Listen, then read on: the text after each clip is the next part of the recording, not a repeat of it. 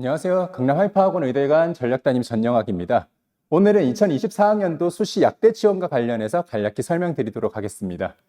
크게 전체 주요 사항을 먼저 설명드린 이후에 교과 전형과 종합 전형, 논술 전형으로 나눠서 설명드릴 수 있도록 하겠습니다. 먼저 약대 전체 주요 사항을 보실 텐데요. 약대는 총 37개의 대학으로 구성되어 있고요. 서울 수도권과 지방국립대, 지방사립대로 나눠져 있습니다.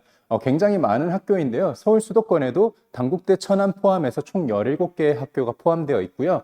그 외에 나머지 20개 대학교는 지방에 각각 분산되어 있습니다. 아래 표는 2023학년도와 2024학년도를 이제 수시 모집에 대한 각 분야별로 비교를 해둔 건데요. 비율이 전반적으로 상승했습니다. 전체 숫자만 보더라도 989명에서 1007명으로 늘었고요. 그 중에서 논술 부분을 한번 자세히 보실 텐데요. 논술 일반이 56명에서 66명으로 상승했습니다. 이 부분에 가장 큰 영향을 준 거는 밑에 표에 보시다시피 2024학년도 이하여대 논술이 신설되었기 때문인데요. 2024학년도부터 이하여대 논술이 총 5명 모집으로 신설되었고요. 그뿐만 아니라 중앙대 논술, 가톨릭대 논술이 각각 3명씩 늘어나면서 전체적인 논술 일반 인원이 늘어났습니다. 논술 지역에서 1명이 줄면서 전체 9명이 늘어났고요. 논술 지역 같은 경우는 기존의 고대 세종이 전체 모집 인원에서 1명이 줄어들었기 때문에 이런 결과가 나왔습니다. 보시면은 2023학년도와 2024학년도를 비교해도 모집 인원 자체가 늘어났지만은 2022학년도 이후로 약대 수시는 계속해서 점진적으로 늘어나고 있는 추세를 보이고 있습니다. 올해도 역시나 앞서 설명드린 것처럼 이대 논술이 신설되었고요. 동덕여대 동덕창의리더 전형이 신설된 부분 참고하실 필요가 있고요. 그리고 한 가지 보실 게 차의과학대학교에서 원래 기존에 차학생부 종합 전형으로 10명을 선발을 했었는데요. 이 전형이 폐지되는 대신에 지역 균형 선발로 2명, 차학생부 교과 전형으로 8명으로 분산해서 선발을 하게 됩니다. 그리고 한 가지 또 참고하셔야 될 부분이 고려대 세종인데요. 고려대 세종 캠퍼스 같은 경우는 올해 학생부 교과 전형을 일반 지역 인재 모두 폐지를 합니다. 대신에 학생부 종합 전형을 신설해서 100% 종합 전형으로만 선발을 하게 됩니다. 이 부분은 뒤쪽에서 설명을 드리겠습니다. 첫 번째로 약대 교과 전형에 대해서 먼저 살펴보겠습니다. 약대 교과 전형은 변경 및 특이사항 위주로 좀 살펴볼 거고요. 맨 앞에 먼저 보시면 2024 모집 인원이 있는데 제가 인원수가 줄어들었던 부분은 파란색으로, 인원수가 늘어난 부분은 빨간색으로 표시를 해뒀으니 참고해 주시면 될 것 같고요. 2023 입시 결과는 각 대학별 홈페이지에 나와 있는 결과치를 바탕으로 정리를 한 거고요. 거기에 없는 학교들 같은 경우는 대교협의 어디가를 참고해서 여기 기입을 한 거니까 그 부분을 참고해서 바라봐 주시면 될 것 같습니다. 우선 가천대 학생부 우수자 보겠습니다. 가천대 학생부 우수자는 기존의 단계별 전형으로 선발을 했었는데요. 그러다 보니까 면접이 있었어요. 근데 올해부터는 면접이 폐지가 되고요. 학생부 교과 100으로만 선발을 하고 있습니다. 가톨릭대 지역 균형은 모집 인원이 1명 줄었고요. 강원대 학생부 교과 일반 전형을 보시면은 수능 최저가 약간 완화되었습니다. 수능 최저가 강화되거나 완화됨에 따라서 입시 결과의 변동폭이 크기 때문에 이런 부분들은 좀 잘 살펴봐 주시면 좋을 것 같습니다. 원래 전년도만 해도 3합7에 가탐 각각 그리고 영어 2등급이 별도로 들어갔었는데요. 올해 같은 경우는 그냥 3합7에 가탐 한 과목이 들어갑니다. 경상국립대는 모집 인원이 2명 줄었고요. 수능 최저가 3합6에서 3합5로 강화되었습니다. 다음으로 대가대 보겠습니다. 대가대는 3합6이었는데 올해 3합5가 되면서 수능 최저가 약간 강화되었습니다. 다음으로 덕성여대입니다. 덕성여대는 모집 인원 보시면 10명이 늘었습니다. 저 부분은 사실은 영향을 미칠 수 있는 부분이고요. 그리고 기존의 3합6의 탐구 2과목 평균이었는데 올해부터는 3합6의 탐구 1과목만 들어가기 때문에 약간 완화된 측면도 같이 살펴봐 주시면 좋을 것 같습니다. 다음으로 동덕여대 학생부 교과 우수자입니다. 덕성여대와 반대로 학생부 교과 우수자가 24명에서 12명으로 절반으로 줄어들었습니다. 그리고 수능 최저가 강화가 되는데요. 원래 기존의 국수탐 중에 2합 4였는데요. 올해부터는 국수탐에 가탐이 한 과목이고요. 합 6으로 선발을 하고 있습니다. 다음으로 숙명여대 지역 균형 선발의 경우에는 고교별로 인원 제한이 있었는데 이 부분이 폐지된 부분 참고해 주시면 될 것 같습니다. 다음으로 우석대 보겠습니다. 우석대 일반 학생 교과 중심 같은 경우 원래 기존에 출결 10%가 있었는데 이 부분이 폐지되고요. 올해는 학생부 교과 100으로 선발을 하고 있습니다. 입시 결과 보시면 70%가 1등급으로 잡혀져 있어요. 그 이유는 반영 교과 때문인데요. 올해 우석대는 전 과목을 반영하기 때문에 전년도 입결만 참고하시지 말고 여러 가지 부분을 좀 고려하셔서 신중히 지원을 해야 될 것 같습니다.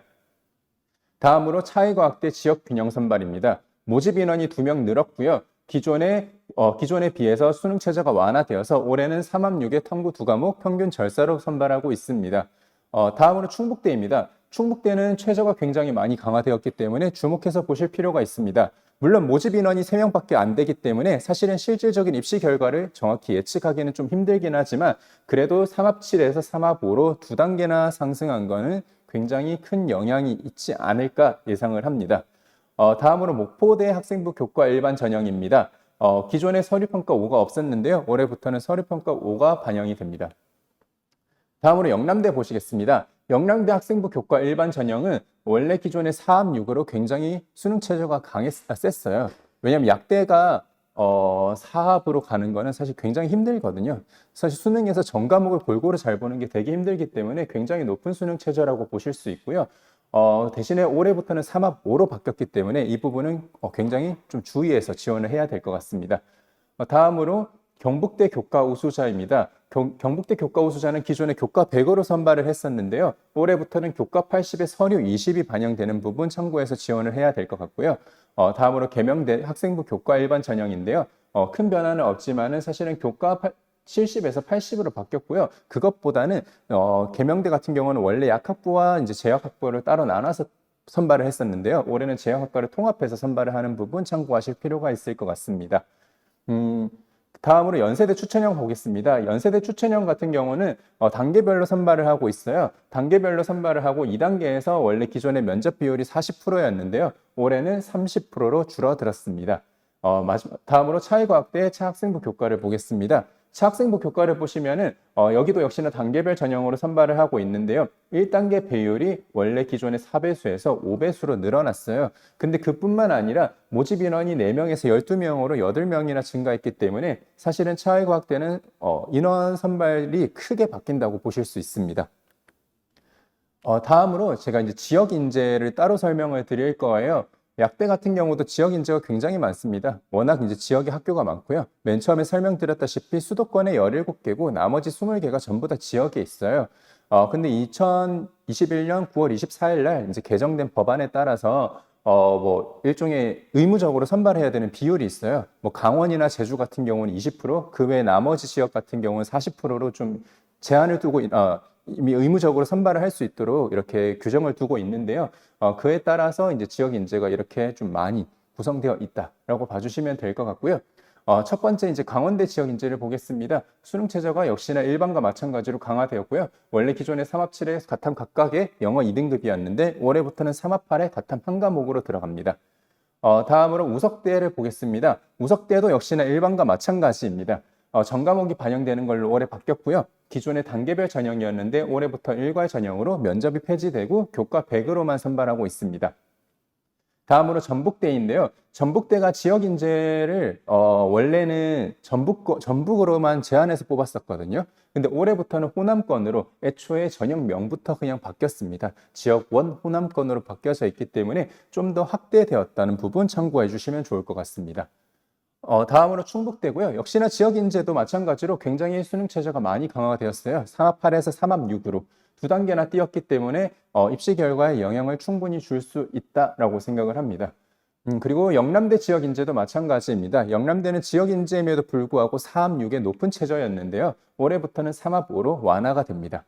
다음으로 계명대 보겠습니다.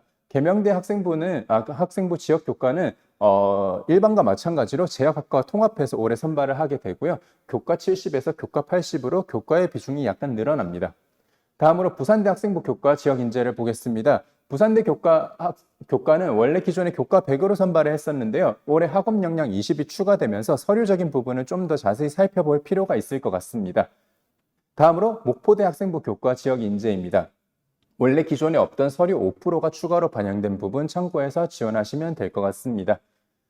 맨 밑에 대가대 지역 교과 우수자는 수능 최저가 강화가 되었는데요. 기존의 3합 5는 동일하지만 가탐이 원래 한 과목이었는데 올해부터는 가탐 두 과목 평균 절사로 변경이 됩니다. 네, 다음으로 이제 약대 종합 전형을 보겠습니다. 약대 종합 전형도 역시나 일반과 지역으로 나눠서 좀 살펴볼 거고요. 먼저 일반 전형을 먼저 보겠습니다.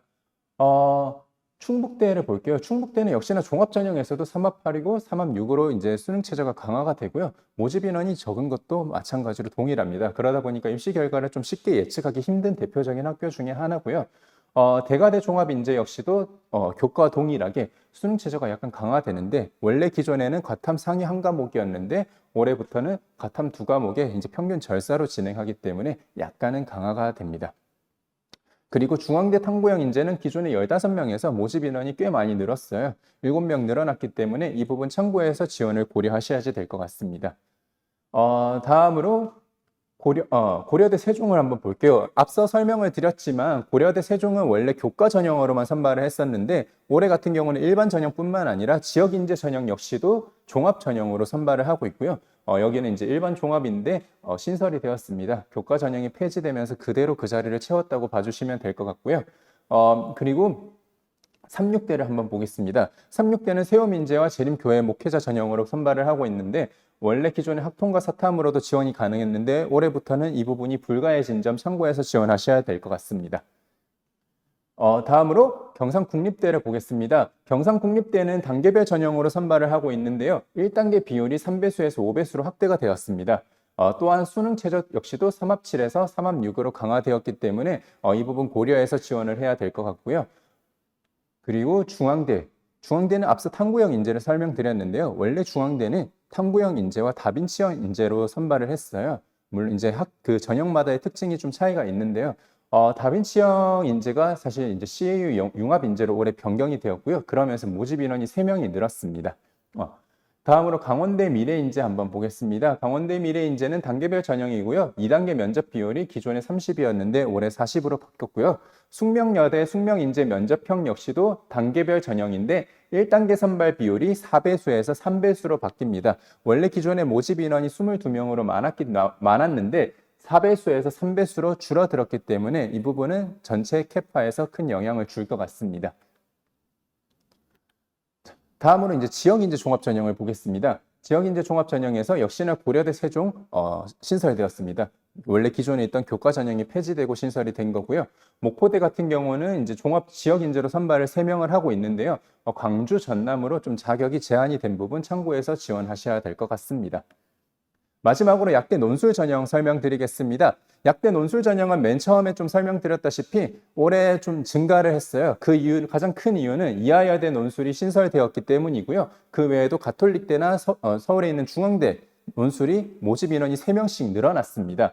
그리고 고려대 세종 지역과 동국대가 1명씩 줄어들었기 때문에 전체 9명이 늘어났고요. 전반적으로 논술 유형을 보시면 수리 논술이 대부분인데 하나 바뀐 학교가 역시나 중앙대입니다. 중앙대는 수리 논술과 과학 논술을 같이 보는 학교였는데 올해 과학 논술이 폐지가 되고요. 수리 논술만 봅니다. 그러다 보니까 올해 이제 과탐 논술을 보는 학교는 경희대와 연세대 이렇게 두 학교라고 봐주시면 될 것 같습니다. 그 외에 이제 대표적인 큰 특징을 보시면 경희대인데요. 경희대가 원래 교과가 30이 반영이 됐었는데 올해 그 부분이 폐지가 되고 순수하게 논술로만 선발을 합니다. 아무래도 이 교과 30이라는 게 생각보다 논술에서 크게 반영되는 건 아닐 수 있지만은 교과가 낮은 이제 자사고나 이런 친구들 입장에서는 되게 쓸 때 꺼려되는 부분이었거든요. 아마 그 부분이 실질적으로 영향을 주지 않을까라고 생각을 합니다. 그리고 성균관대도 좀 수능 최저가 변경이 되었고요. 무엇보다 이제 중앙대 같은 경우 수능 최저도 바뀌었는데요. 원래 기존에 4합 5지만은 과탐 두 과목 평균이었는데 올해부터는 과탐 한 과목만 반영이 되고요. 그런데 이제 또 중요한 거는 4합 5의 과탐 한 과목인데 중앙대는 영어 2등급을 1등급으로 봐줘요. 그게 되게 큰 부분이고요. 이제 그러다 보면 자연스럽게 수능 최저가 가장 센 약대 논술은 이하여대 약대가 되겠죠. 왜냐하면 이하여대는 영어 2등급을 1등급으로 봐주지 않기 때문에 새로 신설되었지만은 가장 강한 수능 최저 기준을 가지고 있다. 그 부분을 고려하셔서 지원하셔야 될 것 같습니다. 이상으로 2024학년도 수시 대학별 지원 전략의 약대편 살펴보았습니다. 감사합니다.